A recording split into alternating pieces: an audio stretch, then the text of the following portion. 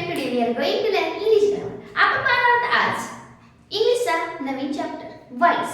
याच्यावरचा video काय आहे तुमच्याकडे त्यापैकी थोडंसं वेगळं आहे. म्हणजे काय यामध्ये बघायचं आपल्याला, जर एखादं सेंटेन्स प्रेझेंट टेन्स मध्ये असेल, सिंपल प्रेझेंट मध्ये असेल, तर मग त्याचा व्हॉइस चेंज करताना कसं ते स्ट्रक्चरच्या मार्फत, म्हणजे एक फॉर्म्युला देणार आहे. त्या फॉर्म्युला जर तुम्ही त्या सेंटेन्सला पुट केलं तर सिंपल प्रेझेंट टेन्सचा पॅसिव्ह व्हॉइस त्या फॉर्म्युलानुसार करेक्ट होऊन जाईल तुम्हाला. ओके, चला मग पाहूया फॉर्म्युला कुठला आहे आणि कसं सिंपल टेन्सचा व्हॉइस चेंज करायचा. वन बाय वन पाहणार आहोत. त्याआधी जर तुम्ही चॅनल नवीन असाल तर सबस्क्राइब करून घ्या. त्यामुळे तुम्हाला जे काही मी नवीन व्हिडिओ टाकते त्याचे नोटिफिकेशन येत राहतील आणि ते व्हिडिओ तुम्हाला पाहायला मिळतील. ओके, चला वेळ न घालवता पाहूया सिंपल प्रेझेंट टेन्सचा व्हॉइस कसा चेंज करायचा. जर दिलेला सेंटेन्स पहा, मी एक सेंटेन्स लिहिते, नाही एक सांग सिंपल प्रेझेंट टेन्स मध्ये वाक्य असेल तर याचा व्हॉइस कसा चेंज करायचा. मग पहिल्यांदा बघा सिंपल प्रेझेंट टेन्सचा फॉर्म्युला काय. टेन्स मी टाकलेला आहे व्हिडिओ, त्याचा आयबीकडून लिंक देते, वाटल्यास तुम्ही पाहू शकता. कोणी जर पाहिलं नसेल तर तुम्हाला येत असेल फॉर्म्युला तर डोंट माइंड. पहा डायरेक्ट आपल्याला टेस्ट करायचं. सिंपल जे प्रेझेंट टेन्स असेल स्ट्रक्चरल फॉर्म्युला काय असतो, subject plus verb in first form असतो प्लस ह्याला यस किंवा ईएस लागलेलं असतं. वर्बला यस किंवा ईएस लागलेलं असतं प्लस ऑब्जेक्ट असतो. हा झाला आपला ऍक्टिव्ह व्हॉइस मधला वाक्य आहे. सपोज हे जर ऍक्टिव्ह व्हॉइस मध्ये ठेवलेलं असेल, याला आपल्याला पॅसिव्ह व्हॉइस करायचं आहे. म्हणजे ऍक्टिव्ह व्हॉइस असतो एक सेंटेन्स, ते सिंपल प्रेझेंट टेन्स मध्ये असेल तर त्याचा पॅसिव्ह व्हॉइस कसा करायचा हे आज आपल्याला बघायचं. तर मग या फॉर्म मध्ये बसणार एक सेंटेन्स घेऊया. फर्स्ट, राम किल अ स्नेक. आता हे सेंटेन्स आहे, राम किल अ स्नेक. मग आता याचा हे ऍक्टिव्ह व्हॉइस मध्ये आहे, ह्याला सांगितले की चेंज इनटू पॅसिव्ह व्हॉइस. इथे काय केलं, इथे सांगितलेलं आहे change into passive voice. Change into passive voice. मग काय करायचं, तर यावेळेस काय करायचं मला, फर्स्ट याचा तुम्हाला स्ट्रक्चरल फॉर्म्युला सांगते मी पॅसिव्ह व्हॉइसचा. पहिल्यांदा घ्यायचं आपल्याला ऑब्जेक्ट. आपल्याला काय घ्यायचं पहिल्यांदा ऑब्जेक्ट. ह्याचा कसा फॉर्म्युला आहे त्याच पद्धतीने फॉर्म्युला करणार आहोत आपण. त्या ऑब्जेक्ट घ्यायचा, ऑब्जेक्ट नंतर प्लस करायचं. ऑब्जेक्ट नंतर काय आहे, ऑब्जेक्ट नंतर येणार आहे इज, आर किंवा एम. ह्या तिन्ही पैकी एक जे सूट होईल ऑब्जेक्टला ते घ्यायचे आपल्याला. मग ते कसं काय पाहूया. देन प्लस V3 घ्यायचा. तर आपल्याला सगळे असते आयएनजी जरा घेतले की VING करायचं, तसं नाही करायचं. V3 घ्यायचा कारण पॅसिव्ह व्हॉइस मध्ये वर्ब इन थर्ड फॉर्मच असतं.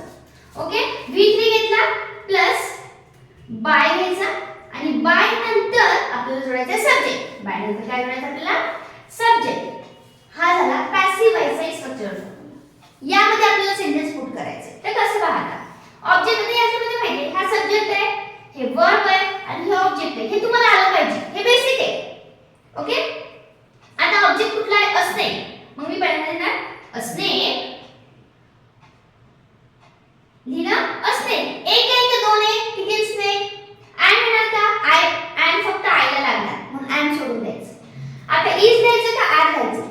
अ स्नेक आहे, स्नेक्स आहे का नाही. अ स्नेक म्हणजे एकच आहे म्हणजे देणार इज. तिन्ही पैकी एक घ्या म्हणजे मग देणार इज. त्यानंतर verb in third form. Verb in first form मध्ये हे वर्ब इन फर्स्ट फॉर्म मध्ये, तर याला काय करायचं आपल्याला, वर्ब इन थर्ड फॉर्म. इथे किल्स येणार कारण तर राम आहे. ओके, आता अ स्नेक इज तिन्ही पैकी एक घेतलं. आता वर्ब इन थर्ड फॉर्म म्हणजे किल्ड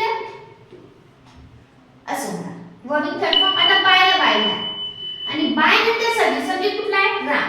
रामला राम म्हणजे आपला पॅसिव्ह व्हॉइस कसा तयार झाला बघा, object plus ion is plus की प्लस बाय प्लस राम. म्हणजे ऑब्जेक्ट प्लस आणि पैकी एक इज घेतला प्लस V3 बाय ने करता जोडला म्हणजे बाय प्लस सब्जेक्ट. सब्जेक्ट म्हणजे करता.